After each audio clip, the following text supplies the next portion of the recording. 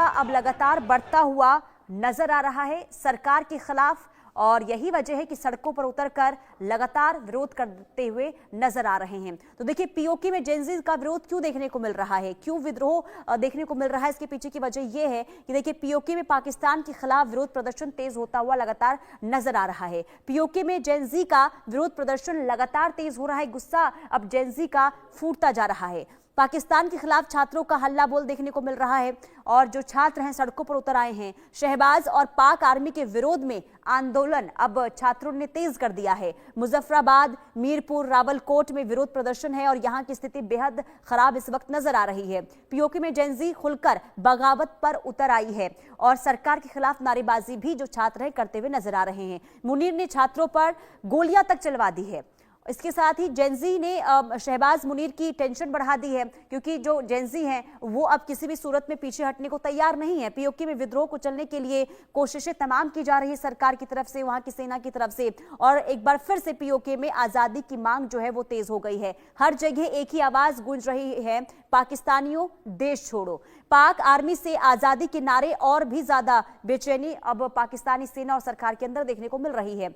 इसके अलावा मुजफ्फराबाद और मीरपुर में छात्रों ने नारे लगाए, यानी कि पाकिस्तानी देश छोड़ो के नारे लगाए गए। पाक आर्मी गो बैक और आजादी चाहिए जैसे नारे लगाते हुए छात्र नजर आ रहे हैं। कैंप्स में लगे पाक आर्मी गो बैक के नारे, यानी कि वहां पर कैसे स्थिति अब दिनों दिन खराब हो रही है, आप इसे देखकर समझ सकते हैं। यानी कि लगातार देखिए जो जेनजी है वहां पर अब विरोध प्रदर्शन करते हुए विद्रोह की लहर देखने को मिल रही है, लेकिन जो स्थिति बनी हुई है, जो विद्रोह छात्रों का देखने को मिल रहा है, उससे कहीं ना कहीं वहां की जो सरकार है, वहां की जो सेना है इस वक्त बेचैन नजर आ रही है और हाथ पांव फूले हुए नजर आ रहे हैं वहां की सरकार के। हमारे साथ कर्नल टीपी त्यागी रक्षा विशेषज्ञ जुड़ चुके हैं, मनन द्विवेदी विदेश मामलों के जानकार जुड़ चुके हैं। आप दोनों का इस चर्चा में बहुत स्वागत है सर। सबसे पहले कर्नल टीपी त्यागी सर, मैं आपके पास आऊंगी क्योंकि देखिए पीओके में जेनजी जो अब सड़कों पर उतर आई है, किस तरीके से अब इस स्थिति को आप देख रहे हैं? क्या अब आगे आने वाले दिनों में पाकिस्तान के हालात हो सकते हैं? देखिए, पाकिस्तान ऑक्युपाइड कश्मीर में लोगों को जबरदस्ती गायब कर दिया जाना, उनको प्रॉपर रिप्रेजेंटेशन ना देना, मीडिया के ऊपर पाबंदी लगा देना, उनके नेचुरल रिसोर्सेज का एक्सप्लॉइटेशन करना, बेइंतहा गरीबी, बेइंतहा अनएम्प्लॉयमेंट, ये सब चीजें तो पहले से चल ही रही थी। लेकिन अब जब यूनिवर्सिटी में छात्रों ने अपनी फीस को कम करने के लिए और खास तौर पे जो ई मेथड से मार्किंग की गई है, जिसमें 10,000 छात्रों को 12वीं क्लास में फेल दिखाया गया है, उसके बाद उनका गुस्सा भड़का। उन्होंने मामूली प्रदर्शन किया। प्रदर्शन के बाद वो वहां के वाइस चांसलर के पास गए। अब प्रॉब्लम यहाँ से स्टार्ट होती है। वाइस चांसलर को चाहिए था कि उन्हें सुनता, लेकिन उसके बजाय उन्होंने पुलिस को बुला लिया और बातचीत नहीं की और उनके खिलाफ एक्शन लिया जाने लगा। तो फिर वो छात्रों में जो पुराने समय के अत्याचारों जो डीप रूटेड थे उनमें वो सामने आ गए और अब उन्होंने अपना जो एम था वो वाइड कर दिया और अब उन्होंने कहना शुरू किया कि हम इस यूनिवर्सिटी में पढ़ने के लिए आए थे, डरने के लिए नहीं आए थे। लिहाजा अब हम डर को खत्म करते हैं और पाकिस्तान हमें आजाद करो, पाकिस्तान यहाँ से बाहर जाओ, सेना यहाँ से बाहर जाओ, इस तरह के नारे लगाने लगे। अब स्थिति ये है कि जब किसी आदमी की पीठ में और दीवार के बीच में कोई जगह नहीं रह जाती तो वो मजबूरन रिटेलिएट करता है। अब तक जेएनजी यानी कि छात्रों द्वारा इतना बड़ा प्रदर्शन नहीं हुआ था। अब एक इंडक्शन इफेक्ट होता है मैडम। होता यह है कि जो एनर्जी ट्रांसफर होती है वो कंडक्शन, कन्वेक्शन और रेडिएशन से होती है, उसमें एक इंडक्शन भी होता है। जैसे खरबूजे को देख के खरबूजा रंग बदलता है, ऐसे ही इन पढ़े लिखे छात्रों ने जब देखा कि नेपाल में, श्रीलंका में, मेडागास्कर में, पेरू में, फिलीपींस में, इंडोनेशिया में, इन देशों के अंदर भी छात्र अपनी आजादी की और अपने अधिकारों की मांग कर रहे हैं, तो वो बात इनके दिमाग में भी आ गई और अब यहाँ पे करीब करीब जेएनजी टाइप यानी कि नई पीढ़ी के द्वारा आंदोलन प्रारंभ हो चुका है। अब ये आंदोलन अगर वो किसी तरह से दबाने की कोशिश भी करे तो इसलिए नहीं दबा पाएंगे क्योंकि पाकिस्तान हर तरफ से घिरा हुआ है, चारों तरफ से घिरा हुआ है। इस वक्त तहरीके तालिबान पाकिस्तान ने वहां के स्कूलों में से जिना के फोटो उतरवा दिए हैं। बलूचिस्तान के अंदर नई चौकी बना ली गई है। अफगानिस्तान ने अपना ऐसा शक्ति प्रदर्शन किया है, उनको जो जिन्हें ये जाहिल समझते थे वो लोग एक नई यूनिफॉर्म में आके अपने हेलीकॉप्टर, ड्रोन और कॉम्बैट एयरक्राफ्ट के साथ प्रदर्शन कर रहे हैं। और इधर हिंदुस्तान की त्रिशूल एक्सरसाइज तो चल ही रही है, जिसमें navy, India army, navy, air force तीनों का इंटीग्रेशन है। यानी कि अब ये जो इनका प्रदर्शन है पीओके में, ये कंपाउंड इफेक्ट हो गया है, यानी कि अकेले का नहीं है, इनके साथ पाकिस्तान में और जगह भी जो विद्रोह हो रहे हैं उनकी भी सिंपैथी होगी।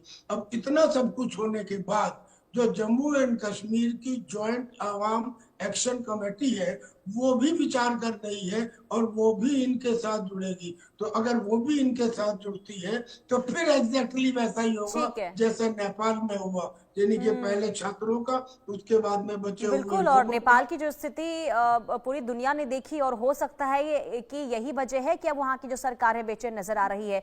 लेकिन मनन द्विवेदी सर, ये समझाइए, क्योंकि देखिए हर बार पाकिस्तान के अंदर ये देखने को मिलता है कि अगर कोई भी पाकिस्तान सरकार और वहां की सेना को लेकर अगर आवाज उठाता है तो आखिर क्यों दबाने की कोशिश की जाती है? इससे पहले भी पीओके में जब वहां की जनता सड़कों पर उतरी थी महंगाई की मार को लेकर, जो वहां पर उनके साथ दुर्व्यवहार किया जाता है, और उस समय भी हमने देखा था किस तरीके से सरकार ने कार्रवाई की थी, यानी कि उनको दबाने की, उनके आंदोलन को दबाने की कोशिश की गई। और अब जेनजीज के साथ भी सरकार वही करती हुई नजर आ रही है।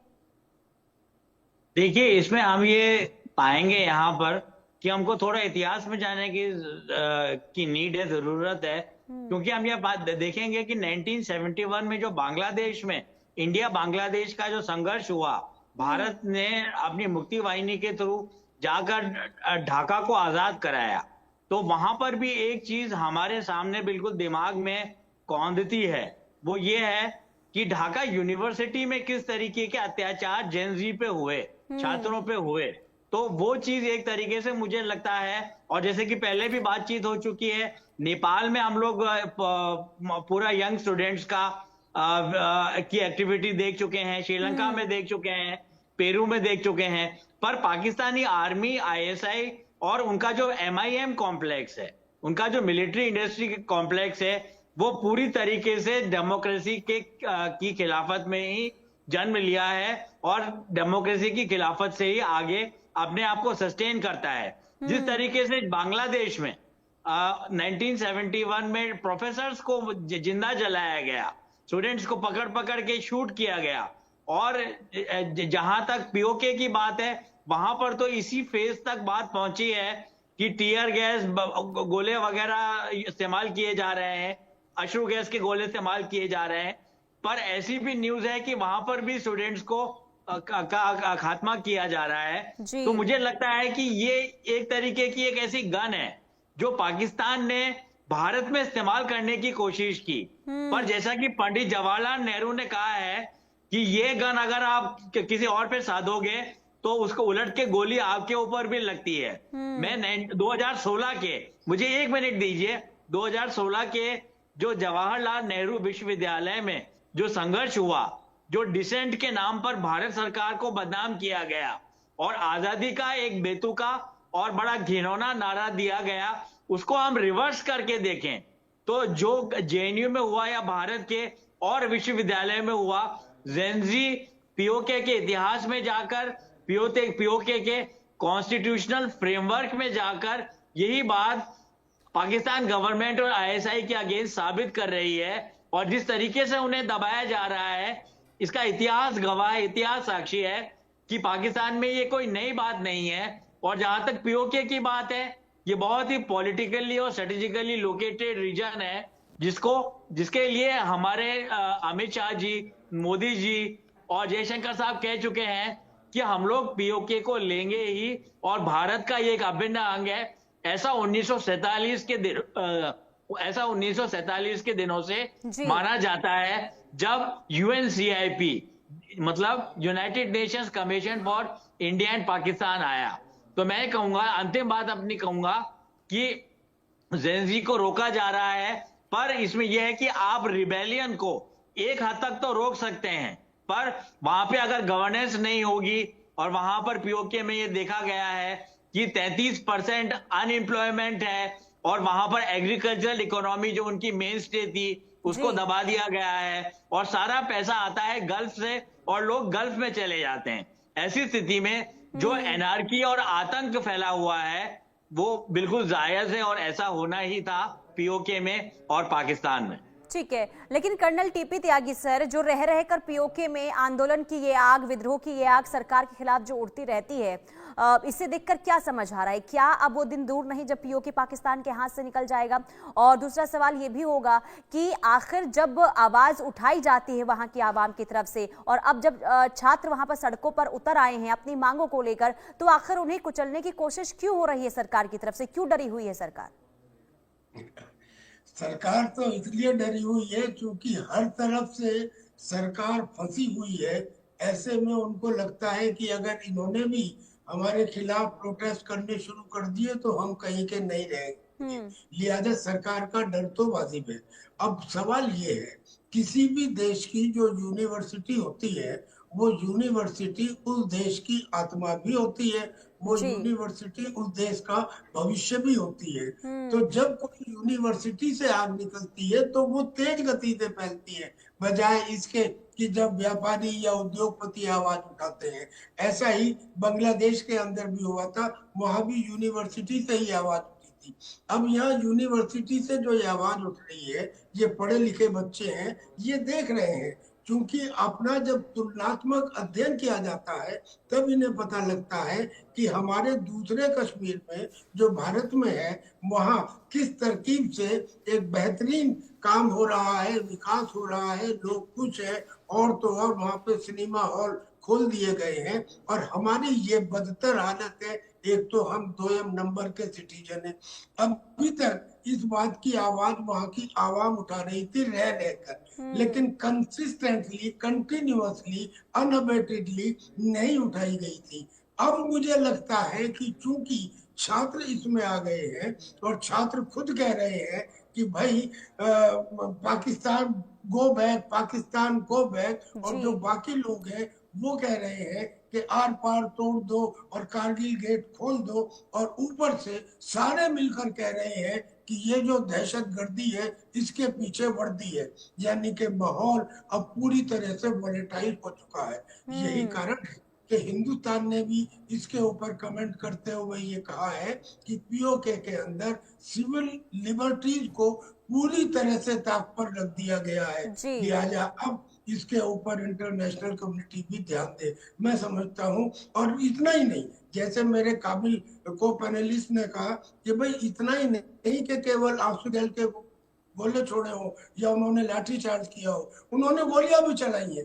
और हालांकि वो गोलियां अभी तक जानकारी के मुताबिक हवा में चली है, लेकिन हवा में चलने वाली गोली भी नुकसान देती है, यानी कि वो उपद्रव को और ज्यादा बढ़ाती है। मैं समझता हूँ कि this is now going to. जी हाँ, ठीक है सर, बहुत शुक्रिया।